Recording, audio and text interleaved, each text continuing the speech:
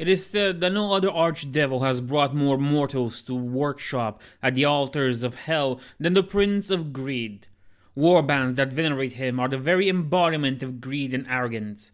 Mammon often works from the shadows, using the power of gold and luxury to corrupt the creation and manipulate the lords of hell to his favor in the truly Byzantine politics of the damned. His mortal followers are much the same, arrogant, manipulative, and greedy beyond comprehension. Mammon only chooses those who have accumulated vast wealth through foul means, and especially favors those who do war on his behalf to extract wealth from those they have conquered or slain. The warbands who follow the Prince of Greed call themselves the Knights of Avarice. Such heretics display their wealth extravagantly and prefer to carry the most expensive and hard-to-acquire weapons, armor, and equipment, and suffer none to join them who lacks means to acquire their glittering panoply. They are festooned with chains of gold and finest silk cloaks, and their armor is gilded with gold and decorated with precious stones, and the handles of their great coin hammers are made of the rarest of wood. Yet despite the opulent wealth at display, their finery is tarnished by blood and soot that spews from the Hellgate, and the delicate artistic filigree of their golden mask is both terrible and beautiful in equal measure. In combat, they favor hammers and clubs that break the bones but leave the flesh and blood intact, as well as poison gas and highly accurate rifles.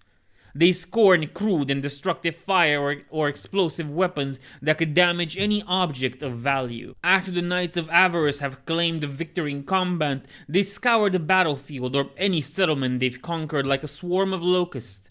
Anything and everything of value is taken, metals from brass to bronze and from silver to gold, art objects, precious stones, livestock, trade goods, rare tomes and scrolls, all are meticulously catalogued and carried away by slaves and demonic beasts of burden, or great armored cars that take the stolen loot to the vast underground treasure chambers which act as the temples of Mammon.